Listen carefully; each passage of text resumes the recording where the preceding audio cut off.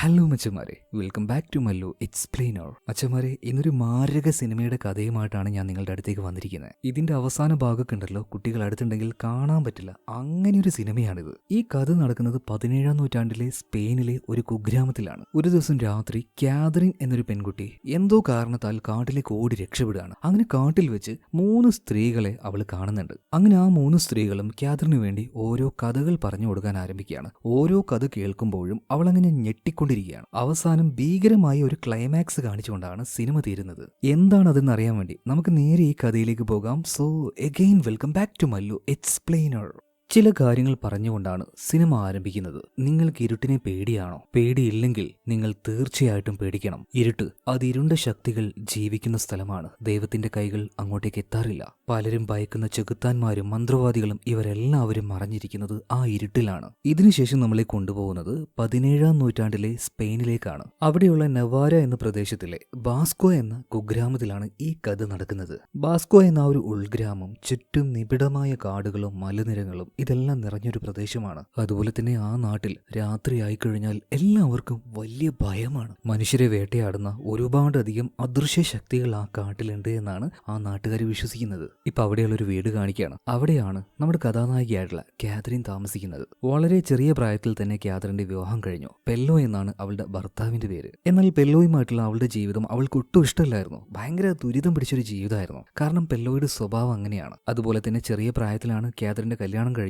ഈ പെല്ലോയുമായിട്ട് വളരെയധികം ഏജ് ഡിഫറൻസും അവൾക്ക് ഉണ്ടായിരുന്നു. അയാളുടെ കൂടെ ഒട്ടും തന്നെ അവൾക്ക് ജീവിക്കാൻ കഴിയുന്നില്ല. അങ്ങനെ ഒരു ദിവസം രാത്രി അവൾ രക്ഷപ്പെടാൻ തന്നെ തീരുമാനിക്കുകയാണ്. ഒരുപാട് നാളായിട്ട് അവൾ ഒളിപ്പിച്ചു വെച്ച ഒരു സാധനം പിന്നീട് പുറത്തേക്ക് എടുക്കുകയാണ്. ഒരു വിഷത്തിന്റെ കൂണ്. അവൾ ഉണ്ടാക്കിക്കൊണ്ടിരിക്കുന്ന ആ സൂപ്പ് ഉണ്ടല്ലോ, ആ സൂപ്പിലേക്ക് ഈ വിഷക്കൂണ് നന്നായിട്ട് അരച്ച് ചേർക്കുകയാണ്. അത് കൊടുത്ത് ഭർത്താവിനെ കൊല്ലാൻ തന്നെയായിരുന്നു അവളുടെ പദ്ധതി. എന്നാൽ ഈ സമയത്താണ് വീടിന്റെ തൊട്ടടുത്തുള്ള കാട്ടിൽ നിന്നും ചില ആൾക്കാർ സംസാരിക്കുന്നതായിട്ട് കാതറിൻ കേൾക്കുന്നത്. അവൾ അങ്ങോട്ടേക്ക് നോക്കി നിൽക്കുന്ന സമയത്താണ് ഭർത്താവായിട്ടുള്ള പെല്ലോ വരുന്നത്. അപ്പൊ തന്നെ അവളോട് ഭക്ഷണം എടുത്തു വെക്കാൻ പറയാണ്. മാത്രമല്ല അവന്റെ സ്വഭാവം വളരെ മോശമാണ് കേട്ടോ. മോശമായ രീതിയിലാണ് സംസാരിക്കുന്നതും പെരുമാറുന്നതും. ഇപ്പൊ പെല്ലോ പറഞ്ഞതുപോലെ തന്നെ അവന് കഴിക്കാനുള്ള ഭക്ഷണം എടുത്ത് മുന്നിൽ വെച്ചു കൊടുക്കുകയാണ്. പെല്ലോ അത് കഴിക്കുന്നുണ്ട്. അതുപോലെ തന്നെ ആ ഒരു ഭക്ഷണം ഇപ്പൊ കാതറിൻ കഴിക്കാത്തത് കണ്ടപ്പോൾ നീ എന്താ കഴിക്കാതിരിക്കുന്നത്, കഴിക്കുന്നു പറയാണ്. ഇനി എങ്ങാനും കഴിക്കാതിരുന്നാൽ പെല്ലോയ്ക്ക് സംശയം വരും. അതുകൊണ്ട് തന്നെ കാതറിനും ചെറുതായിട്ട് ആ സൂപ്പിൽ നിന്നും എടുത്ത് കഴിക്കുകയാണ്. പിന്നീട് ഭക്ഷണം കഴിച്ചു കഴിഞ്ഞപ്പോൾ പെല്ലോ അവിടുന്ന് പോകുന്നുണ്ട്. അപ്പൊ തന്നെ കാതറിൻ പുറത്തേക്ക് ഓടുകയാണ്. വായിൽ കൈയിട്ട് അവൾ കഴിച്ചത് മുഴുവനും ഛർദ്ദിച്ച് കളയുന്നുണ്ട്. ഇതേ നേരം തന്നെ കാട്ടിൽ നിന്ന് വീണ്ടും ആ ശബ്ദം കേൾക്കുകയാണ്,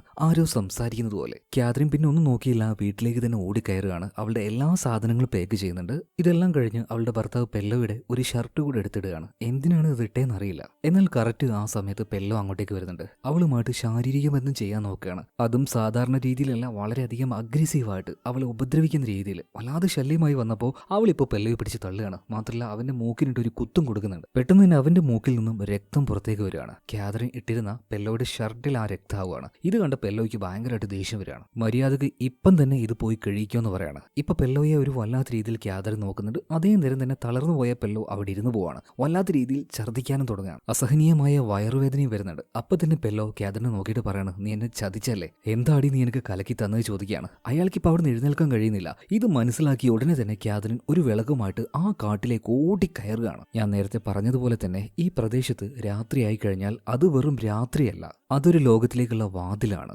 മാത്രമല്ല ബാക്ക്ഗ്രൗണ്ടിൽ ഒരു ഭൂതത്തിനെ കുറിച്ച് ആരും ഒരാൾ പറയാണ്. ഇങ്ങനെയുള്ള അർദ്ധരാത്രിയിൽ കാട്ടിലേക്ക് ഓടി കയറുമ്പോൾ ആ ഇരുട്ടിനെ മുഴുവനായിട്ടും കൺട്രോൾ ചെയ്യുന്ന ഒരാൾ അവിടെയുണ്ട്. അവന്റെ പേരാണ് ഗ്വാക്കോ. ഇരുട്ടിൽ അകപ്പെട്ടാൽ അവന്റെ കയ്യിൽ നിന്ന് രക്ഷപ്പെടുക എന്നുള്ളത് അസാധ്യമായ കാര്യമാണ്. എന്തായാലും ആ കാട്ടിലൂടെയാണ് ഇപ്പൊ കാതറിൻ ഓടിക്കൊണ്ടിരിക്കുന്നത്. കയ്യിലാണെങ്കിൽ ചെറിയ നേരിയ വെളിച്ചമുള്ള ആ റാന്തൽ വിളക്ക് മാത്രമാണ്. കുറച്ചു ദൂരം എത്തിയപ്പോൾ അവൾ അവളുടെ ഡ്രസ്സും കാര്യങ്ങളൊക്കെ മാറ്റുകയാണ്. പുരുഷന്മാർ ധരിക്കുന്നത് പോലെ ധരിക്കുകയാണ്. പിന്നീട് മുന്നോട്ടേക്ക് പോകാൻ നിൽക്കുമ്പോൾ ആ വഴിയിൽ ആരൊരാൾ നിൽക്കുന്നത് പോലെ കാതറിന് തോന്നി. അവൾ ഉറക്കെ ചോദിക്കുന്നുണ്ട്, ആരാണത്, എന്താ ഈ രാത്രിയിൽ അവിടെ നിൽക്കുന്നത്? അയാൾ മറുപടിയൊന്നും പറഞ്ഞില്ല. പകരം പതിയെ എഴുന്നേറ്റ് നിൽക്കുകയാണ്. എന്നിട്ട് അവളുടെ അടുത്തേക്ക് പതിയെ പതിയെ നടന്നു വരുന്നുണ്ട്. അപ്പൊ തന്നെ കാതറിന് ഒരു കാര്യം മനസ്സിലായി. ആ വരുന്നത് ഒരു മനുഷ്യനല്ല, മറ്റെന്തോ ആണ്. ഭയം കാരണം കാതറിൻ ഓടുകയാണ്. അവളുടെ പിന്നാലെ തന്നെ ആ രൂപവും വരുന്നുണ്ട്. ഓടിയാൽ രക്ഷപ്പെടില്ല എന്ന് മനസ്സിലായ കാതറിൻ ഒരു വലിയ മരത്തിന്റെ പിറകിൽ പോയി ഒളിക്കുന്നുണ്ട്. അവളെ തേടിക്കൊണ്ട് ആ രൂപം ആ കാട്ടിലൂടെ അങ്ങനെ നടക്കുകയാണ്. അതിന്റെ തല കണ്ടോ, മരത്തിന്റെ ചില്ലകൾ പോലെയാണ്. മാത്രമല്ല കാതറിന്റെ അടുത്തേക്ക് വരുംതോറും അതിന്റെ വലുപ്പം വല്ലാതെ കൂടി വരികയാണ്. മാത്രമല്ല ആ ഭൂതം അവളോട് സംസാരിക്കുകയാണ്. രാത്രിയിൽ എന്റെ കാട്ടിലേക്ക് വരാൻ മാത്രം നിനക്ക് ധൈര്യമോ? ഒരിക്കലും നീ രക്ഷപ്പെടാൻ പോകുന്നില്ല. അതുപോലെ തന്നെ മരത്തിന്റെ മറവിൽ മറഞ്ഞിരിക്കുന്ന കാതറിനെ ആ ഭൂതം കാണുകയാണ്. അപ്പം തന്നെ കാതറിൻ എഴുന്നേറ്റ് ഓടുന്നുണ്ട്. ആ ഓടുന്ന ഓട്ടത്തിൽ കാല് തെന്നി അവൾ ഒരു ഭാഗത്തേക്ക് വീഴുകയാണ്. അതേ നേരം തന്നെ ഇരുട്ടിൽ നിന്നും വലിയൊരു ചെന്നായുടെ തല വരുന്നുണ്ട്. ആ ഭൂതത്തിന്റെ തല തന്നെയായിരുന്നു ഇത്. അതായത് കഥകളിലൊക്കെ പറയുന്ന ഗ്വാക്കോ എന്ന ഇരുട്ടിലെ ചെകുത്താൻ. എന്തായാലും ആ വലിയ തല വന്ന് അവളെ പൂർണ്ണമായിട്ടും വിഴുങ്ങിയെടുക്കുകയാണ്. അവളാണെങ്കിൽ അലറി കരയുന്നുണ്ട്. എന്നാൽ പെട്ടെന്ന് തന്നെ സീൻ മാറുകയാണ്. ആരോ വിളിക്കുന്നത് കേട്ട് അവൾ കണ്ണു തുറന്നപ്പോൾ അവളുടെ അടുത്ത് ആ ഭൂതം ഉണ്ടായിരുന്നില്ല. പകരം 3 സ്ത്രീകളാണ് ഉണ്ടായിരുന്നത്. അവരിപ്പോ കാതറിനോട് എന്താ പറ്റിയത് എന്നൊക്കെ ചോദിക്കുമ്പോൾ ഭയം കാരണം അവളാകെ ഫ്രീസ് ആയി പോയിട്ടുണ്ടായിരുന്നു. വിറച്ചങ്ങനെ നിൽക്കുകയാണ്. ഒന്നും സംസാരിക്കാൻ കഴിയുന്നില്ല. ഇപ്പൊ ആ കൂട്ടത്തിലെ കുറച്ച് പ്രായമുള്ളൊരു സ്ത്രീ, അവരുടെ പേര് ഗ്രാസിയാന എന്നാണ്. ഗ്രാസിയാന നമ്മുടെ കാതറിനെ തിരിച്ചറിയാണ്. കാരണം ഗ്രാസിയാന പോകുന്ന ആ ചർച്ചിൽ തന്നെയായിരുന്നു കാതറിന് വന്നുകൊണ്ടിരുന്നത്. അതുകൊണ്ട് തന്നെ ഗ്രാസിയാന അവളെ പിടിച്ചെഴുന്നേൽപ്പിക്കുകയാണ്. എന്നിട്ട് എന്താ പറ്റിയെന്ന് ചോദിക്കുന്നുണ്ട്. ഈ സമയത്ത് കാതറിൻ പറയാണ്, ഞാൻ എന്റെ വീട്ടിൽ നിന്നും ഓടി രക്ഷപ്പെട്ടതാണ്. ഓടി രക്ഷപ്പെടുന്ന സമയത്ത് എന്റെ പിന്നാലെ തന്നെ ഒരു വല്ലാത്ത രൂപമുള്ള ഒരു ഭൂതം വന്നു. അതെന്നെ കൊല്ലാൻ നോക്കി എന്നൊക്കെ അവൾ പറയാണ്. എന്നാൽ ഈ കാര്യമൊന്നും ആ 3 സ്ത്രീകളും വിശ്വസിക്കുന്നില്ല. ആ കൂട്ടത്തിൽ തന്നെ റെമഡിയോസ് എന്ന് പറഞ്ഞ ഒരു ലേഡി, ആ ലേഡിയാണ് കുറച്ച് അഗ്രസീവായിട്ട് അവളോട് പെരുമാറുന്നത്. നീ ഭയങ്കര നുണച്ചയാണ്, പറയുന്നൊക്കെ നുണയാണെന്ന് പറയണം. എന്നാലും ഇപ്പൊ ഗ്രാസിയാന ചോദിക്കുന്നുണ്ട്, അല്ല കാതറിനെ, ഈ രാത്രിയിൽ നീ എന്തിനാണ് പുറത്തേക്ക് ഓടി വന്നത്?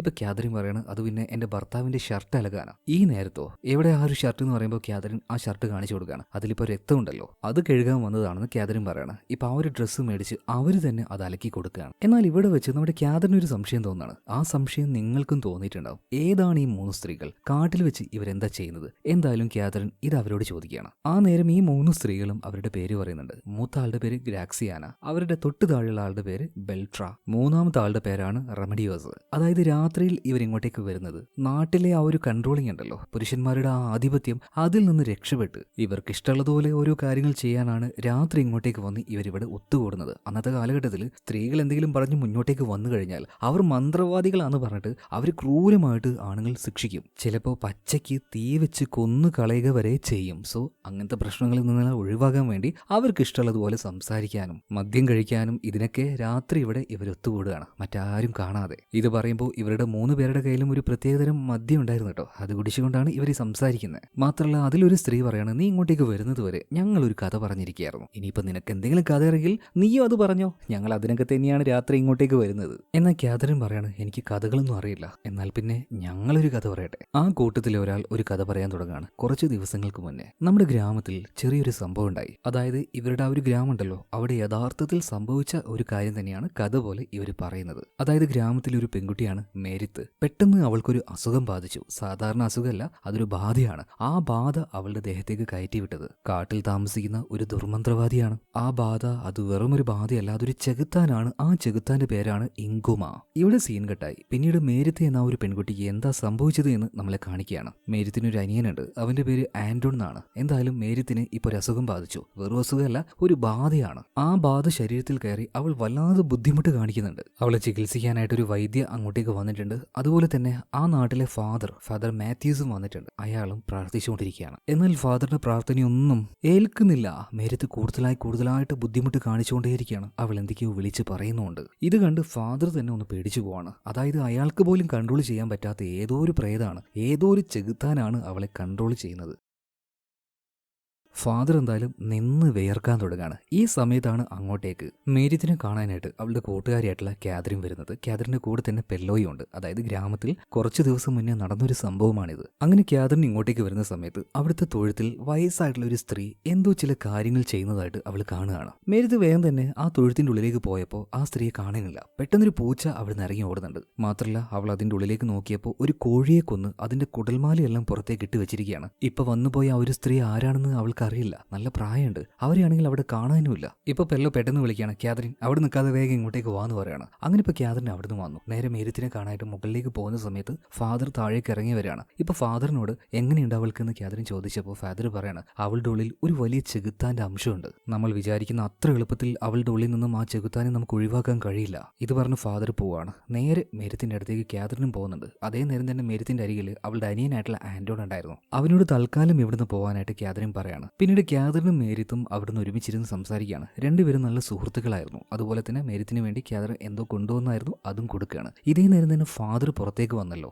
പുറത്താണെങ്കിൽ ക്യാദറിന്റെ ഭർത്താവായിട്ടുള്ള പെല്ലോയുണ്ട്. ഇവർ രണ്ടുപേരും നോക്കുമ്പോൾ അവിടെ ഉണ്ടായിരുന്ന തൊഴുത്തിന്റെ കുറച്ച് അപ്പുറത്തായിട്ട് ഒരു സ്ത്രീയെ കാണുന്നുണ്ട്. പ്രായമായിട്ടുള്ള ഒരു സ്ത്രീ. അവരെ കണ്ടപാട് തന്നെ പെല്ലോ ഒന്ന് ഭയക്കുകയാണ്. എന്നിട്ട് ഫാദറിനോട് പറയണ, ഫാദറെ, നമ്മൾ ഈ ഗ്രാമത്തിൽ നിന്നും അവർ ഓടിപ്പിച്ചതല്ലേ? ഫാദർ പറയണ, അതെ, അവർ ഓടിപ്പിച്ചതാണ്. ഒരു ദുർമന്ത്രവാദിയാണ് ആ സ്ത്രീ. അവളെ എന്തെങ്കിലും നമ്മുടെ കയ്യിൽ കിട്ടും, തെളിവോട് കൂടിയിട്ട്. അന്ന് അവളെ നമുക്ക് നിർത്തി കത്തിച്ചു കളയാന്ന് പറയണം. ഇതേ സമയം തന്നെ ക്യാതറിൻ ഇപ്പോ മേരിത്തുമായിട്ട് സംസാരിക്കുകയാണല്ലോ. നല്ല രീതിയിൽ തന്നെയായിരുന്നു അവർ സംസാരിച്ചുകൊണ്ടിരുന്നത്. എന്നാൽ പെട്ടെന്ന് മേരിത്തിന്റെ സ്വഭാവം മാറുകയാണ്. അവളുടെ ഉള്ളിൽ ആ ഒരു ചെകുത്താൻ അവളെ കൺട്രോൾ ചെയ്യാൻ തുടങ്ങുകയാണ്. ആ ചെകുത്താൻ ഇവരെല്ലാവരും വിളിച്ചിരുന്നത് ഇങ്കുമ എന്നാണ്. മാത്രമല്ല ഇപ്പൊ ബാധ കയറി കിടക്കുന്ന മേരിത്ത് വളരെ മോശമായ രീതിയിൽ ക്യാതറിനോട് സംസാരിക്കുകയാണ്. അവളോട് അവിടുന്ന് ഇറങ്ങി പോകാൻ വരെ പറയുന്നുണ്ട്. അവളെ തെറി വിളിക്കുകയാണ്. നീയാണ് എല്ലാത്തിനും കാരണം, നീ ഒരു ചീത്ത സ്ത്രീയാണ് എന്ന് വരെ വിളിച്ച് പറയുന്നുണ്ട്. എന്നാൽ ഇത് കേട്ട് ക്യാതറിൻ നിന്ന് കരയാൻ തുടങ്ങുകയാണ്. ഇതേ നേരം തന്നെ മേരിത്തിന്റെ അമ്മയും അനിയനും എല്ലാവരും ഇങ്ങോട്ടേക്ക് ഓടി വരികയാണ്. അവർ വന്നപ്പോഴും ഈ മേരിത്ത് ഭയങ്കര ദേഷ്യത്തിൽ അലറിക്കൊണ്ടിരിക്കുകയാണ്. ക്യാതറിനോട് ഇറങ്ങി പോവാൻ പറയുന്നുണ്ട്. ഇത് കേട്ട് സഹിക്കാൻ കഴിയാതെ ക്യാതറിൻ ഇറങ്ങി പോവാണ്. അതുപോലെ തന്നെ മേരിത്തിന്റെ അമ്മയ്ക്ക് ഇത് കണ്ടു നിൽക്കാൻ കഴിയുന്നില്ല. അതുകൊണ്ട് തന്നെ അവളുടെ അനിയനുണ്ടല്ലോ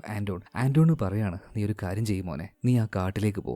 ആരും കാണാതെ വേണം ആ കാട്ടിലേക്ക് പോകാനായിട്ട്. ആ കാട്ടിൽ ആ മന്ത്രവാദിയുണ്ട് എസ്തർ. നീ അവരോട് പോയിട്ട് സഹായം ചോദിക്കുക. പക്ഷെ നീ അങ്ങോട്ടേക്ക് പോകുന്നത് വേറെ ആരും കാണാൻ പാടില്ല എന്ന് പറയാണ്. അതായത് മേരിത്തിന്റെ അമ്മ പറഞ്ഞ ആ മന്ത്രവാദി വേറെ ആരുമല്ല, നേരത്തെ ഫാദർ മാത്യു കണ്ട, അതുപോലെ തന്നെ ക്യാതറിൻ കണ്ട ആ വയസ്സായ സ്ത്രീ ഉണ്ടല്ലോ, ഇവരെല്ലാവരും ദുർമന്ത്രവാദി എന്ന് വിളിക്കുന്ന ആ വയസ്സായ സ്ത്രീ തന്നെയാണ്. എന്തായാലും എസ്തറിനെ കാണാനായിട്ട് ആരും കാണാതെ കാട്ടിലേക്ക് ഇപ്പൊ ആന്റോൺ പോവാണ്. അവിടെ തന്നെ ഒരു മരത്തിന്റെ വീടുണ്ട്. അതിനുള്ളിലാണ് എസ്തർ താമസിക്കുന്നത്. അങ്ങോട്ടേക്ക് എത്തിയ ആന്റോണിയെ ഇപ്പൊ എസ്തർ വിളിക്കുകയാണ്. നീ ഇങ്ങോട്ടേക്ക് കയറി വാന്ന് പറയാണ്. അതായത് അവൻ വരാനായിട്ട് എസ്തർ കാത്തിരിക്കുകയായിരുന്നു. എന്നാൽ സത്യത്തിൽ ഫാദർ മാത്യു ഒക്കെ പറയുന്നത് പോലെ ഇതൊരു ദുർമന്ത്രവാദിയൊന്നുമല്ല, ഒരു പാവം സ്ത്രീയാണ്. മരുന്ന് കൊണ്ടും മന്ത്രങ്ങൾ കൊണ്ടും ആൾക്കാരുടെ രോഗം ചികിത്സിച്ച് മാറ്റാൻ ശേഷിയുള്ള കഴിവുള്ള ഒരു സ്ത്രീയാണ് ഇവര്. എന്നാൽ ഇതൊരു സ്ത്രീ ആയതുകൊണ്ട് ഒരിക്കലും അന്നത്തെ ആ ഒരു സമൂഹവും ആ ഫാദറും ഒരിക്കലും അവരെ അംഗീകരിക്കില്ല. അവർ ചെയ്യുന്ന ആ കാര്യങ്ങളൊക്കെ വെച്ച് അവളൊരു ദുർമന്ത്രവാദിയാണെന്ന് പറഞ്ഞ് നാട്ടിൽ നിന്ന് അടിച്ചു ഓടിപ്പിച്ചു. അങ്ങനെ ഈ കാട്ടിൽ താമസിക്കുകയാണ്. എന്തായാലും എസ്തർ ഇപ്പോൾ ആന്റോണിയോട് കാര്യങ്ങളൊക്കെ ചോദിക്കുന്നുണ്ട്. ആന്റോണി കാര്യങ്ങളൊക്കെ പറയുകയാണ്. ഇപ്പൊ എസ്തർ മറ്റൊരു കാര്യം ചോദിക്കുന്നുണ്ട്. നിങ്ങളുടെ കുടുംബത്തിൽ നിന്നും അവസാനമായിട്ട് മരിച്ചു പോയത് ആരാണ്? ഇപ്പൊ ആന്റോണി പറയാണ്, എന്റെ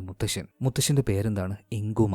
ഇതെല്ലാം കേട്ട് കഴിഞ്ഞപ്പോ ഈ ആന്റോണിയോട് എസ്തർ ഒരു കാര്യം ചോദിക്കുകയാണ്. നിന്റെ ചേച്ചി നല്ലൊരു പെണ്ണാണോ? അവൾ എന്തെങ്കിലും ഒരു തെറ്റ് ചെയ്തിട്ടുണ്ടോ? നിനക്ക് അതിനെക്കുറിച്ച് എന്തെങ്കിലും അറിയുമെന്ന് ചോദിക്കുമ്പോൾ ആന്റോണി പറയാണ്, എന്റെ ചേച്ചി ഒരു തെറ്റും ചെയ്യാറില്ല, എല്ലാവരോടും നല്ല രീതിയിലാണ് നിൽക്കുന്നത്, ആരോടും മോശമായിട്ട് പെരുമാറാറില്ല. കാര്യങ്ങളെല്ലാം കേട്ട് കഴിഞ്ഞപ്പോൾ എസ്തർ ഇപ്പോൾ ആന്റോണിയോട് ചില കാര്യങ്ങൾ പറഞ്ഞു കൊടുക്കുകയാണ്. ഞാൻ ചില കർമ്മങ്ങൾ നിനക്ക് പറഞ്ഞുതരാം, അതുപോലെ തന്നെ രാത്രി നീ പോയിട്ട് അത് ചെയ്യണം. ഞാനൊരു മെഴുകുതിരി തരും, അത് നീ കത്തിക്കണം. മാത്രമല്ല ആ മെഴുകുതിരി പിന്നീട് ഞാൻ പറയുന്ന സമയത്ത് പൊത്തിവെച്ച് അത് തുറക്കണം. അതേ നേരത്ത് തന്നെ നിന്റെ കയ്യിൽ ഒരു കോഴിയുടെ ഹൃദയം ഉണ്ടാവണം, കുറച്ച് സൂചികളും നിന്റെ കയ്യിലുണ്ടാവണം. പിന്നീട് ആവശ്യം വരുമ്പോൾ ഞാൻ പറയുന്ന മന്ത്രങ്ങൾ ചൊല്ലി ആ കോഴിയുടെ ഹൃദയത്തിലേക്ക് ഈ സൂചി നീ കുത്തിക്കയറ്റണം. മാത്രമല്ല ആ നേരത്ത് നീ ഒരു കാര്യം പറഞ്ഞുകൊണ്ടേയിരിക്കണം, ഇങ്കുമ, അതിനെനിക്ക് ഭയമില്ല എന്ന് പറഞ്ഞുകൊണ്ടേയിരിക്കണം. അങ്ങനെ കാര്യങ്ങൾ വിശദമായിട്ട് ആന്റോണിക്ക് ഈ എസ്തർ പറഞ്ഞു കൊടുക്കുകയാണ്. ഇതിനുശേഷം ആന്റോണി നേരെ വീട്ടിലേക്ക് പോകുന്നുണ്ട്. അവന്റെ അമ്മയോടും ഈ കാര്യങ്ങൾ പറയണം. അങ്ങനെ ഇവർ രണ്ടുപേരും എസ്തർ കൊടുത്ത ആ ഒരു മെഴുകുതിരിയുമായിട്ട് നേരെ സുഖമില്ലാതെ കിടക്കുന്ന മേരിത്തിന്റെ അടുത്തേക്ക് വരികയാണ്. അതവർ കത്തിച്ചു. എന്നിട്ട് ചെറിയൊരു കോപ്പ ഉപയോഗിച്ച് അത് മൂടുകയാണ്.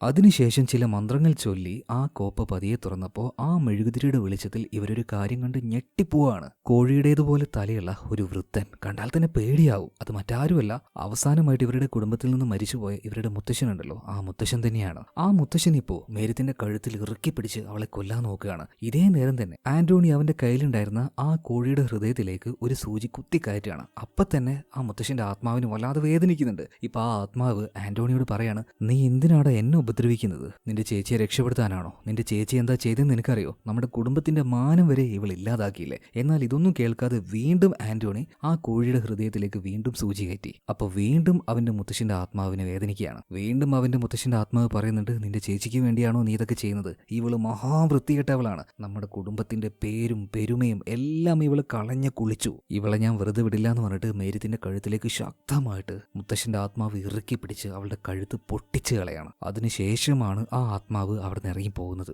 അപ്പോഴേക്കും നേരം വെളുത്തിട്ടുണ്ടായിരുന്നു. ഇതേ നേരം പുറത്തുണ്ടായിരുന്ന ആ ഒരു മണ്ണിൽ മാന്തിക്കൊണ്ട് ഈ ആത്മാവ് പോവാണ്. അതേ നേരം സൂര്യപ്രകാശം വരുന്നുണ്ട്. ആ പ്രകാശം ആത്മാവിന്റെ ദേഹത്ത് തട്ടിയതോട് കൂടിയിട്ട് അയാൾ പൂർണ്ണമായിട്ട് നിന്ന് കത്താൻ തുടങ്ങുകയാണ്. പിന്നീട് ചാരമായി മാറി കാറ്റിനോട് അലിഞ്ഞു ചേരുകയാണ്. അല്പസമയം കഴിഞ്ഞു. ഇപ്പൊ മേരിത്ത് മരിച്ച ഒരു വിവരം അറിഞ്ഞ് ഫാദർ മാത്യൂസ് അങ്ങോട്ടേക്ക് വന്നിട്ടുണ്ട്. ഒരു ഞെട്ടലോടെയാണ് മരിച്ചു കിടക്കുന്ന മേരിത്തിനെ ഫാദർ നോക്കുന്നത്. മാത്രമല്ല ചുറ്റുപാട് നോക്കിയപ്പോൾ ഫാദറിന് ഒരു കാര്യം മനസ്സിലായി. ഇന്നലെ ഇവിടെ വെച്ച് ഒരു ആഭിചാരക്രിയ നടന്നിട്ടുണ്ട്. അത് കാണുന്ന ഫാദറിന് വല്ലാതെ ദേഷ്യം വരുന്നുണ്ട്. ഇവിടെ സീൻ കട്ടാവുകയാണ്. എന്നിട്ട് പ്രസന്റിൽ കാണിക്കുന്നുണ്ട്. അതായത് നമ്മുടെ കാതറിൻ അവളോട് ഈ 3 സ്ത്രീകൾ ഈ കഥ പറയായിരുന്നല്ലോ. അതിലൊരു സ്ത്രീ ചോദിക്കുന്നുണ്ട്, അല്ല നിന്റെ കൂട്ടുകാരിയായിരുന്നില്ല മേരിത്ത്? മേരിത്തിനോട് അവളുടെ മുത്തശ്ശന് ഇത്രത്തോളം വെറുപ്പും ദേഷ്യവും തോന്നാൻ മാത്രം അവൾ എന്ത് പാപമാണ് ചെയ്തത്? നിനക്ക് അതിനെക്കുറിച്ച് അറിയാൻ ചോദിക്കുകയാണ്. എന്നാൽ കാതറിൻ പറയാണ്, മേരിത്ത് ഒരു പാപവും ചെയ്തിട്ടില്ല. അവൾ എനിക്ക് നന്നായിട്ടറിയാം. എന്റെ ഏറ്റവും അടുത്ത സുഹൃത്താണ് അവള് മരിച്ചുപോയത് അവളുടെ മുത്തശ്ശന്റെ ആത്മാവ് ഇങ്കുമ കാരണമൊന്നുമല്ല. അതിന് കാരണം ആ ദുർമന്ത്രവാദിയാണ്. ആ ദുർമന്ത്രവാദി കൊടുത്ത മരുന്ന് കാരണമാണ്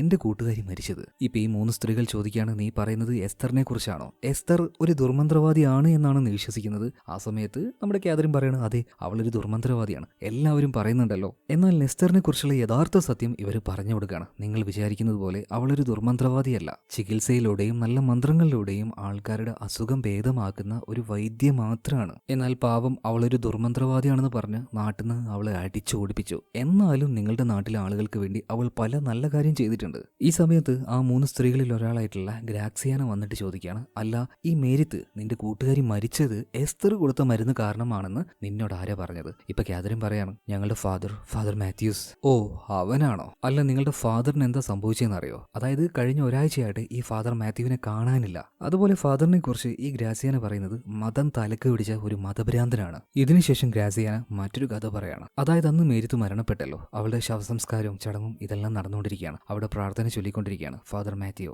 ഇതേ നേരം തന്നെ ആ സെമിത്തേരിയുടെ പുറത്തായിട്ട് മന്ത്രവാദി എന്ന് ഇവരെല്ലാവരും പറയുന്ന എസ്തർ നിൽക്കുന്നുണ്ടായിരുന്നു. ഈ ഫാദർ അങ്ങോട്ടേക്ക് നോക്കി നിൽക്കുമ്പോൾ പെട്ടെന്ന് എസ്തർ ഒരു പക്ഷിയായി മാറിയിട്ട് അവിടുന്ന് പറന്നു പോവാണ്. ഇതെല്ലാം കാണുമ്പോൾ ഫാദർ വീണ്ടും വിചാരിക്കുകയാണ്, എസ്തർ അവളൊരു ദുർമന്ത്രവാദിയാണ്, എങ്ങനെങ്കിലും അവൾക്കെതിരെ ഒരു തെളിവുണ്ടാക്കി അവളെ ചുട്ടു കൊന്നുകളയണം. മാത്രമല്ല ഈ ഫാദറിന് വളരെ വിചിത്രമായിട്ടുള്ള ഒരു സ്വഭാവം ഇയാൾക്കുണ്ട്. അതായത് ദൈവത്തിന്റെ സൃഷ്ടിയിൽ ഞാൻ വളരെ ഉന്നതനാണ്, ഞാനാണ് ദൈവത്തിന് മറ്റുള്ളവരെക്കാൾ ഏറ്റവും പ്രിയപ്പെട്ടവൻ, ദൈവത്തിനോട് ഏറ്റവും അടുത്ത് നിൽക്കുന്നവൻ, ദൈവത്തോട് സംസാരിക്കാൻ അർഹതയുള്ളവൻ, ഉന്നത കുലജാതൻ എന്നൊക്കെ ഒരു ചിന്താഗതി ഈ ആശാന് നല്ലോണുണ്ട്. അതുപോലെ തന്നെ ഫാദർ മാത്യുവിന് മറ്റൊരു വിനോദം കൂടിയുണ്ട്, വേട്ടയാടൽ. ഇയാൾ ഇടയ്ക്കിടയ്ക്ക് കാട്ടിലേക്ക് വേട്ടയ്ക്ക് പോകാറുണ്ട്. അങ്ങനെ ഒരു ദിവസം കാട്ടിലേക്ക് വേട്ടയ്ക്ക് പോകുന്ന സമയത്ത് ഫാദർ ഒരു കാര്യം കേൾക്കുകയാണ്. 2 സ്ത്രീകൾ ഒരു മരത്തിന്റെ ചുവട്ടിലിരുന്ന് സംസാരിക്കുന്നത്. ഫാദർ അയാളുടെ ഗണ്ണ് അവിടെ വെച്ച് ഒളിഞ്ഞു നോക്കുകയാണ്, അവിടെ എന്താ സംഭവിക്കുന്നത്. നോക്കുമ്പോൾ അത് മറ്റാരും ആയിരുന്നില്ല, ഈ കാതറിനും അതുപോലെ തന്നെ അവളുടെ സുഹൃത്തായിട്ടുള്ള മേരിത്തുമായിരുന്നു. അവർക്ക് 2 പേർക്കിടയിൽ ഒരു വല്ലാത്ത സൗഹൃദം ഉണ്ടായിരുന്നു. മാത്രമല്ല മേരിത്തിനോട് കാതറിൻ പറയാണ്, എനിക്ക് അയാളുടെ കൂടെ ജീവിക്കാൻ കഴിയുന്നില്ല, എനിക്ക് വല്ലാതെ ബുദ്ധിമുട്ടാകുന്നു, എങ്ങനെയെങ്കിലും എനിക്ക് രക്ഷപ്പെടണം. ഇപ്പൊ മേരിത്ത് പറയാണ്, നമുക്ക് 2 പേർക്കും ഈ നാട്ടിൽ നിന്ന് പോവാം.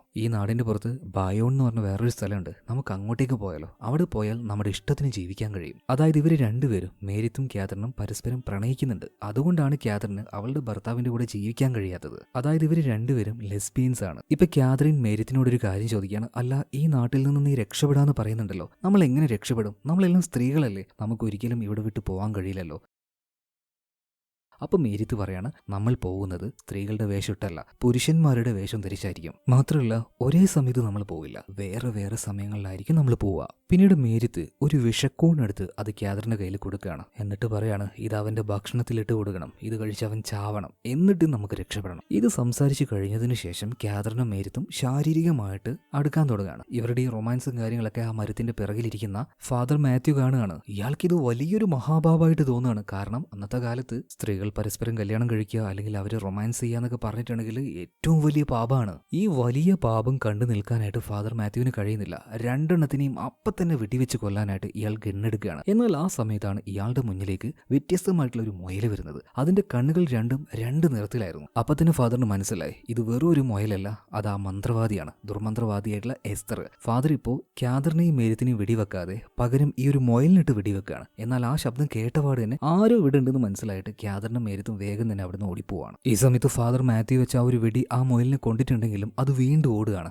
അതിന്റെ ദേഹത്തു നിന്ന് രക്തം താഴേക്ക് വീഴുന്നുണ്ട്. എന്നിട്ടും അത് ചത്തില്ല. ഫാദറിന് ഭയങ്കര അത്ഭുതമായിട്ട് തോന്നുകയാണ്. അങ്ങനെ നേരെ ചർച്ചിലേക്ക് പോവാണ്. എന്നിട്ട് ദൈവത്തിനോട് പ്രാർത്ഥിക്കാൻ തുടങ്ങുകയാണ്. ദൈവമേ, ചെകുത്താൻ എന്റെ മുന്നിൽ വന്നിട്ട് പോയി, എന്നിട്ടും എനിക്കതിനെ പിടിക്കാൻ പറ്റിയില്ല. എനിക്കൊരു വഴി കാണിച്ചു തരണേ, എനിക്ക് ബുദ്ധി തരണേ എന്ന് പറയാണ്. അങ്ങനെ പിറ്റേ ദിവസം രാവിലെ ആയപ്പോൾ ഫാദർ മാത്യു പെല്ലോയെ ചർച്ചിലേക്ക് വിളിച്ചു വരുത്തുകയാണ്, അതായത് ക്യാദറിന്റെ ഭർത്താവിനെ. എന്നിട്ട് അവനോട് പറയുന്നുണ്ട്, നമ്മളെ വിശ്വാസങ്ങൾ, ആചാരങ്ങൾ, ഇതിനെയെല്ലാം സംരക്ഷിക്കാനായിട്ട് നീ എന്റെ കൂടെ നിൽക്കില്ലേ? നമ്മുടെ വിശ്വാസങ്ങൾക്ക് വേണ്ടി നീ എന്തും ചെയ്യില്ലെന്ന് ചോദിക്കുമ്പോൾ പെല്ലോ പറയാണ്, ഫാദറെ, ഞാൻ നിങ്ങളുടെ കൂടെ തന്നെ ഉണ്ടാവും എന്ന് പറയണം. ഇതിനുശേഷം ഫാദർ പറയുന്നുണ്ട്, നമുക്ക് ആ ദുർമന്ത്രവാദി എസ്തറിനെ പൂട്ടണ്ടേ? അതുകൊണ്ട് തന്നെ നീയും നിന്റെ ഭാര്യയും അവൾക്കെതിരെ സാക്ഷി പറയണം. അവൾക്കെതിരെ എന്തെങ്കിലും ഒന്നുണ്ടെങ്കിൽ മാത്രമേ നമുക്ക് അവളെ വിചാരണ ചെയ്യാൻ കഴിയുള്ളൂ. അതുകൊണ്ട് നീ എന്റെ കൂടെ നിൽക്കണം എന്ന് പറയണം. ഇപ്പൊ പെല്ല പറയണം, ഫാദറെ, ഈ ഒരു കാര്യം ഒഴിച്ച് വേറെ എന്ത് വേണമെങ്കിലും എന്നോട് ചെയ്യാൻ പറഞ്ഞു. പക്ഷേ ഇത് ചെയ്യാൻ എനിക്ക് പേടിയാ, ശാപം കിട്ടുന്ന പരിപാടിയാണ്. അതുകൊണ്ട് ഇതിന് ഞാൻ കൂട്ടു നിൽക്കില്ല എന്ന് പറയണം. എന്നാൽ ആ സമയത്ത് ഫാദർ എഴുന്നേറ്റ് നേരെ പെല്ലോയുടെ അടുത്തേക്ക് വന്നിട്ട് പറയണം, നീ ഞങ്ങളുടെ കൂടെ നിന്ന് കഴിഞ്ഞാൽ നിനക്ക് ഒരുപാട് ഗുണങ്ങളുണ്ടാവും. നിനക്ക് മാത്രമല്ല,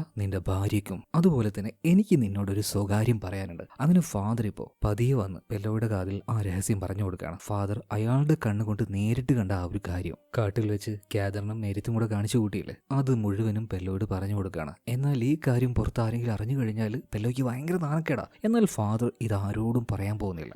അങ്ങനെ പറയാതിരിക്കണമെങ്കിൽ അവൻ കൂടെ നിൽക്കണം എന്ന് പറയണം. അങ്ങനെ മറ്റൊരു രക്ഷയില്ലാത്തതുകൊണ്ട് പെല്ലോ ഇപ്പോൾ ഫാദറിന്റെ കൂടെ നിൽക്കുകയാണ്. പെല്ലോ പറയുന്നത് എന്തായാലും ക്യാദറിനും കേൾക്കണമല്ലോ, അല്ലെങ്കിൽ അവൾക്കത് പ്രശ്നമാവും. അങ്ങനെ രണ്ടുപേരും ഫാദറിന്റെ കൂടെ നിൽക്കുകയാണ്. പിന്നീട് അവരെന്തൊക്കെയോ ചില കാര്യങ്ങൾ അവിടെ ചെയ്യുന്നുണ്ട്. അതെന്താണെന്ന് ഇപ്പൊ കാണിക്കുന്നില്ല. കുറച്ച് ദിവസം കഴിഞ്ഞു. ഇപ്പൊ അവിടെയുള്ള എല്ലാവരും ചർച്ചയിലേക്ക് വന്നിരിക്കുകയാണ്. നമ്മുടെ ക്യാദറിനെ കാണിക്കുന്നുണ്ട്. അവളുടെ മുഖത്ത് വല്ലാത്തൊരു വിഷമമുണ്ട്. എന്തുകൊണ്ടാണെന്ന് അറിയില്ല. എന്തായാലും ഫാദർ അവിടെ ഉണ്ടായിരുന്ന എല്ലാ വിശ്വാസികളോടും ഒരു കാര്യം പറയാണ്, ഇനി മുതൽ നമ്മുടെ നാട്ടിൽ ഒരൊറ്റ മന്ത്രവാദികളെയോ ആഭിചാര ക്രിയകൾ ചെയ്യുന്നവരെ വെച്ച് പൊറുപ്പിക്കാൻ പാടില്ല. നമ്മൾ അവരെ കണ്ടുപിടിക്കണം. അവർക്ക് തക്കതായ പണിഷ്മെന്റ് നമ്മൾ കൊടുക്കണം. ജനങ്ങളെല്ലാം ഫാദറിന്റെ കൂടെ നിൽക്കുകയാണ്. എന്ത് വേണമെങ്കിലും ചെയ്യാന്ന് പറയണം. ഈ സമയത്താണ് പള്ളിയിലേക്ക് അന്നത്തേതുപോലെ ഒരു മുയൽ വരുന്നത്. അതിന്റെ കണ്ണുകൾ കണ്ടാലറിയാം അതൊരു സാധാരണ മുയലല്ല, ഒരു മന്ത്രവാദി രൂപം മാറി വന്നതാണ്. ഇത് കണ്ടപാട് തന്നെ ഫാദർ മാത്യുവിന് ഭയങ്കരമായിട്ട് ദേഷ്യം വന്ന് ഇയാൾ അയാളുടെ ഗണ്ണങ്ങോട്ട് എടുക്കുകയാണ്. എന്നിട്ട് അതിന് നേരെ ഷൂട്ട് ചെയ്യുന്നുണ്ട്. അപ്പൊ ഈ ഒച്ചപ്പാടും ബഹളും ഇതെല്ലാം കേട്ടപ്പോൾ എല്ലാവരും പേടിക്കുകയാണ്. അവരങ്ങോട്ടും ഇങ്ങോട്ടും ഓടുന്നുണ്ട്. എന്നാൽ ആ മുയലാണെങ്കിൽ ഫാദറിനെ തന്നെ നോക്കുകയാണ്. വീണ്ടും അത് ഓടുകയാണ്. ഫാദർ ഒന്നും നോക്കിയില്ല. ഫാദറിന്റെ വേട്ടപ്പട്ടിയും കൂട്ടി ആ മുയലിന്റെ പിന്നാലെ ഓടുന്നുണ്ട്. ആ രാത്രിയിൽ മുയൽ കാട്ടിലേക്ക് പോയപ്പോൾ മുയലിന്റെ കൂടെ ഫാദറും ഗണ്ണുമായിട്ട് പോവുകയാണ്. കൂടെ തന്നെ ആ ഒരു പട്ടിയും. എന്നാൽ ആ കാട്ടിലേക്ക് പോയ ഫാദറിനെ പിന്നീട് ആരും കണ്ടിട്ടില്ല. എന്നേക്കുമായി വളരെ ദുരൂഹമായ സാഹചര്യത്തിൽ ഫാദറിനെ കാണാതാവുകയാണ്. ഇത്രയും കാര്യങ്ങൾ ഇപ്പൊ ഗ്രാസിയാന നമ്മുടെ ക്യാദറിന് പറഞ്ഞു കൊടുക്കുകയാണ്. മാത്രമല്ല കഥകളിലൊക്കെ കേൾക്കുന്നത് പോലെ ദുരൂഹമായി ഓരോരുത്തർ കാണാതാവുന്നില്ലേ, അതുപോലെ ആ കൂട്ടത്തിൽ ഒരാളായിട്ട് ഫാദർ മാത്യൂസ് മാറിയിരിക്കുകയാണ്. ഈ ഫാദർ വേട്ടയ്ക്ക് പോകുന്ന സമയത്ത് അയാളുടെ പട്ടിയെ വിളിക്കാനായിട്ട് എപ്പോഴും ഷൂൾ അടിക്കാണ്ടായിരുന്നു. കാട്ടിൽ ഇപ്പൊ ആ ഒരു ശബ്ദം ഇടയ്ക്കിടയ്ക്ക് കേൾക്കുന്നുണ്ട്. എന്നാൽ ആ ശബ്ദം മാത്രമേ കേൾക്കുന്നുള്ളൂ. ഫാദറിനെ ആരും കണ്ടിട്ടില്ല. എന്നാൽ ഗ്രാസിയാന പറയുന്ന ഈ കാര്യങ്ങളൊന്നും നമ്മുടെ ക്യാദറിൻ വിശ്വസിക്കുന്നില്ല. അവള് പറയുന്നത് ഫാദറിന്റെ ചുറ്റും നടന്ന ഈ കാര്യങ്ങൾ, ഫാദറിന്റെ രഹസ്യങ്ങൾ, ഇതെല്ലാം എങ്ങനെയാണ് നിങ്ങൾ അറിഞ്ഞത്? ഇപ്പൊ ഗ്രാസിയാന പറയാണ്, അയാളുടെ കൂടെ എപ്പോഴും ഞാൻ ഉണ്ടാവുമായിരുന്നു, അയാളുടെ ഓരോ ജോലികൾ ചെയ്ത്. മാത്രമല്ല ഫാദറിനെ കാണാതാവുന്നതിന് ഒരു ദിവസം മുന്നേ അയാൾക്കറിയാവുന്ന എല്ലാ കാര്യങ്ങളും എന്നോട് പറഞ്ഞിട്ടുണ്ടായിരുന്നു എന്ന് ഗ്രാസിയാന പറയാണ്. എന്നാൽ ഇത് കേട്ടിട്ട് ക്യാദറിൻ പറയണ, ഇല്ല, നിങ്ങൾ പറയുന്നതൊക്കെ നുണയാണ്. എന്നാൽ ഈ സമയത്ത് ആ കൂട്ടത്തിലെ റെമഡിയോസ് വന്നിട്ട് പറയണ, മതിയടി നിന്റെ അഭിനയം, നിർത്ത് മതിയാക്ക്. ഫാദറിന്റെ കൂടെ ചേർന്ന് നീ എന്തൊക്കെ ചെയ്തു എന്ന് ഞങ്ങൾക്കറിയാം. അതുപോലെ തന്നെ നീ കാണിച്ചു കൂട്ടിയ വേറെയും ചില കാര്യങ്ങൾ ഞങ്ങൾക്കറിയാം. അതൊന്നും നീ മറച്ചു വെക്കാൻ നോക്കണ്ട.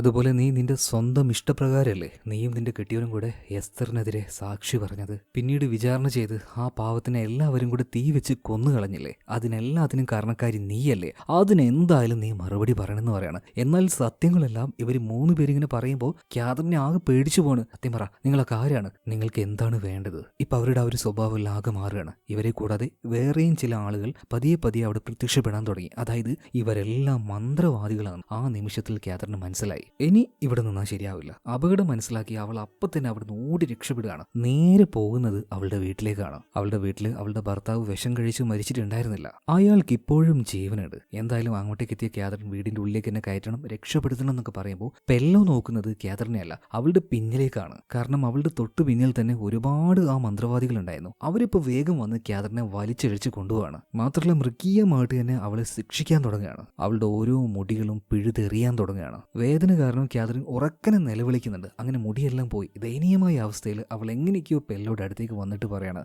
ദയവ് ചെയ്ത് എന്നെ വീടിനുള്ളിൽ കയറ്റ്, രക്ഷപ്പെടുത്തു എന്ന് പറയാണ്. എന്നാൽ പെല്ലോ അവൾ അതിനുള്ളിൽ കയറ്റിയില്ല. നീ എന്നെ കൊല്ലാൻ നോക്കിയതല്ലേ, പുറത്ത് കിടന്ന് ചാവടി എന്ന് പറഞ്ഞിട്ട് വാതിലടക്കുകയാണ്. എന്നാൽ ആ മന്ത്രവാദികൾ വീണ്ടും പാവം നമ്മുടെ കാതറിനെ വലിച്ചു കൊണ്ടുപോവാണ്. വീണ്ടും അവൾ ഉപദ്രവിക്കുകയാണ്. എന്നിട്ട് അവളോട് ചോദിക്കുകയാണ്, നീ കള്ളസാക്ഷി പറഞ്ഞതുകൊണ്ട് തന്നെ എസ്തറിനെ അവരെന്താ ചെയ്തേന്നറിയോ? ഇപ്പൊ കാതറിൻ പറയാണ്, ഞാനത് കണ്ടതാണ്, ഞാൻ ചെയ്തത് മഹാപാപമാണ്, പക്ഷേ ഞാൻ അതിന്റെ സ്വന്തം ഇഷ്ടപ്രകാരം ചെയ്തല്ല, എന്നെ കൊണ്ട് ചെയ്യിപ്പിച്ചതാണ്. പിന്നീട് ആ ഫ്ലാഷ് ബാക്ക് കാണിക്കുകയാണ്. അതായത് കാതറിൻ ഇപ്പോൾ എസ്തറിനെതിരെ സാക്ഷി പറയാൻ പോവാണ്. മാത്രമല്ല അതിനെ തുടർന്ന് എല്ലാവരും കൂടെ ആ എസ്തറിനെ വിചാരണ ചെയ്തു. നഗ്നമായി ഒരു റൂമിൽ കെട്ടിയിട്ട് ഒരുപാട് ടൂൾസുകൾ, ഇരുമ്പിന്റെ ആയുധങ്ങൾ ഉപയോഗിച്ച് വളരെ ക്രൂരമായിട്ട് തന്നെ എസ്തറിനെ ടോർച്ചർ ചെയ്യാണ്. അതെല്ലാം കാതറിൻ കണ്ടു. വിചാരണയ്ക്കായിട്ട് ഫാദർ മാത്യു അവിടെ ഉണ്ട്, വേറെയും ചില ആൾക്കാരൊക്കെ ഉണ്ട് അവിടെ. അങ്ങനെ അവസാനം അവർ തീരുമാനിക്കുകയാണ്, എസ്തറിന് കൊടുത്ത പണിഷ്മെന്റ് ഒക്കെ മതി, ഇനി അവളെ ജീവനോടെ കത്തിച്ചു കളയാം. ഇതെല്ലാം അവിടെ നിന്ന് കാതറിൻ കാണുന്നുണ്ട്. അവൾക്കിതൊന്നും കണ്ട് സഹിക്കാൻ കഴിയുന്നില്ല. അതുപോലെ തന്നെ കാതറിനോട് എസ്തർ ദയനീയമായിട്ടൊരു കാര്യം പറയുന്നുണ്ട്, ഇതൊന്നും നിന്റെ കുറ്റമല്ല, നീ കുറ്റക്കാരിയല്ല എന്ന് പറയാണ്.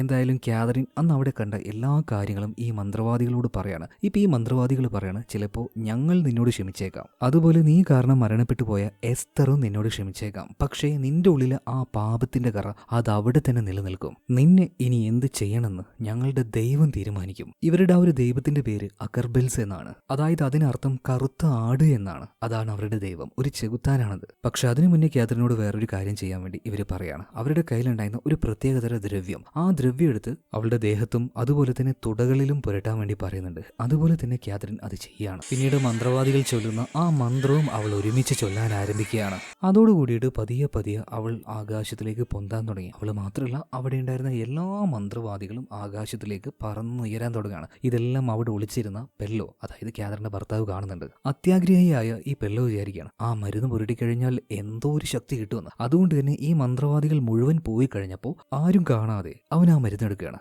എന്നിട്ട് ആ മരുന്ന് അവൻ അവന്റെ ദേഹത്ത് പുരട്ടുന്നുണ്ട്. അതുപോലെ തന്നെ ആ മന്ത്രവാദികൾ ചൊല്ലിയ അതേ മന്ത്രം അവനും ചൊല്ലുകയാണ്. എന്നാൽ പെട്ടെന്ന് എവിടെ നിന്നോ അദൃശ്യമായൊരു ശക്തി പാഞ്ഞു വന്ന് അവനെ വലിച്ചെടുത്ത് കൊണ്ടുപോയി ഒരു കല്ലിലിട്ട് അടിക്കുകയാണ്. എന്നിട്ട് അവനെയും മുകളിലേക്ക് അങ്ങനെ പൊക്കി കൊണ്ടുപോകുന്നുണ്ട്. നേരത്തെ മന്ത്രവാദികളെല്ലാം ആകാശത്തിലേക്ക് പോയില്ലേ, അവരുടെ നടുവിൽ ഇവനെ കൊണ്ടുപോയി വെക്കുകയാണ്. എന്നാൽ പെല്ലോയ്ക്ക് അവനെ സ്വയം കൺട്രോൾ ചെയ്യാൻ കഴിയുന്നില്ല. ഇപ്പൊ അവിടെ കാതറിനുണ്ട്. കാതറിനോട് പെല്ലോ രക്ഷിക്കണമെന്ന് പറയുന്നുണ്ട്. എന്നാൽ കാതറിൻ അവനെ മൈൻഡ് ആക്കിയില്ല കേട്ടോ, അവനെ മരണത്തിന് വിട്ടുകൊടുക്കുകയാണ്. ഇവരെല്ലാവരും ആകാശത്തിലൂടെ പറന്ന് നടക്കുന്ന സമയത്ത് പെല്ലോ താഴേക്ക് ഒരൊറ്റ വീഴ്ചയാണ്. ആ വീഴ്ചയിൽ അവന്റെ എല്ലുകൾ മുഴുവനായിട്ടും നുറുങ്ങി ഒടിഞ്ഞ് വളരെ ദാരുണമായിട്ട് അവൻ മരിക്കുന്നുണ്ട്. ഇതിനുശേഷം ആ മന്ത്രവാദികളെല്ലാം പതിയെ താഴേക്ക് ഇറങ്ങി വരികയാണ്. കാടിന്റെ ഒരു ഭാഗത്തായിട്ട് ഒരുപാട് വിറകുകൾ കൂട്ടിയിട്ട് കത്തിക്കുന്നുണ്ട്. അങ്ങോട്ടേക്കാണ് ഇവരെല്ലാവരും ഓടിക്കൂടുന്നത്. ഇതിനുശേഷമുള്ള കുറെ വിഷ്വൽസ് എനിക്ക് നിങ്ങളെ കാണിക്കാൻ കഴിയില്ല, കാരണം കുറെ അധികം വൾഗാരിറ്റി ഉണ്ട്. അതുപോലെ ഇനി പറയാൻ പോകുന്ന ഭാഗം കുട്ടികളുണ്ടെങ്കിൽ നിങ്ങൾ കേൾക്കണ്ട കേട്ടോ, അവരെ പതിയെ ഒഴിവാക്കിയേക്ക്. ഞാൻ ഒന്നുകൂടെ പറയാണ്, ഇനിയുള്ള ഭാഗങ്ങൾ കുറച്ച് വൾഗർ ആയിരിക്കും.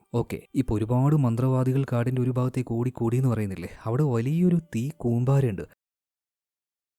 അതിന് ചുറ്റും ഇവർ നൃത്തം ചെയ്യാൻ ആരംഭിക്കുകയാണ്. അതുപോലെ തന്നെ അവിടെ ഓടിക്കൂടിയ മന്ത്രവാദികളിൽ പല മന്ത്രവാദികൾക്കും ഒരു തരി പോലും വസ്ത്രമില്ല. ഒരു തരി തുണിയെടുക്കാതെയാണ് ഇവർ ആ തീക്കൂമ്പാരത്തിന്റെ ചുറ്റും ഓടി നടന്ന് ഡാൻസ് കളിച്ച് പാട്ട് പാടുന്നത്. ഈ നേരത്ത് അങ്ങോട്ടേക്ക് കാതറിൻ വരുന്നുണ്ട്. കാതറിൻ വന്ന സമയത്ത് എല്ലാവരും കൂടി അവളുടെ അടുത്തേക്ക് പോവാണ്. ഒരു വിശിഷ്ട അതിഥി വന്നതുപോലെ തന്നെ അവളെ ട്രീറ്റ് ചെയ്യാണ്. എന്നിട്ട് നേരെ ആ തീക്കൂമ്പാരത്തിന്റെ അടുത്തേക്ക് കൊണ്ടുപോയി അവളുടെ ദേഹത്തുണ്ടായിരുന്ന എല്ലാ വസ്ത്രവും ഊരിക്കളയാണ്. അവളുടെ ദേഹത്ത് ഒരു തരി പോലും വസ്ത്രമില്ല. മാത്രമല്ല, അവൾ അവിടെ ഇരുത്തുന്നുണ്ട്. ഇതിനുശേഷം ആ തീക്കൂമ്പാരത്തിന് ചുറ്റും ഇവരെല്ലാവരും ഇരിക്കുകയാണ്. പിന്നീട് മന്ത്രങ്ങൾ ചൊല്ലാൻ ആരംഭിക്കുകയാണ്. ഇതേ നേരം തന്നെ ആ തീയുടെ ഉള്ളിൽ നിന്നും ഇവരുടെ ദൈവമായിട്ടുള്ള അക്കർബെൽസ് പുറത്തേക്ക് വരുന്നുണ്ട്. അതിന്റെ രൂപം എന്ന് പറയുന്നത് ഒരു കറുത്ത ആടിന്റെ രൂപമാണ്. മനുഷ്യന്റെ ശരീരവും ആടിന്റെ തലയും. ഭീകരമായി ആ രൂപം തീയുടെ ഉള്ളിൽ നിന്നും എഴുന്നേറ്റ് നേരെ വരുന്നത് നമ്മുടെ കാതറിന്റെ അടുത്തേക്കാണ്. അതിന്റെ ശരീരത്തിലും ഒരു തരി പോലും വസ്ത്രം ഉണ്ടായിരുന്നില്ല. അതിപ്പോ നേരിട്ട് കാതറിൻ കാണുകയാണ്. അതായത് പുരുഷന്റെയും സ്ത്രീയുടെയും ശരീരം ഒരുമിച്ച് ചേർന്നതുപോലെയായിരുന്നു അതിന്റെ ശരീരം. അതങ്ങോട്ടേക്ക് വന്നതിന് ശേഷം എല്ലാവരോടും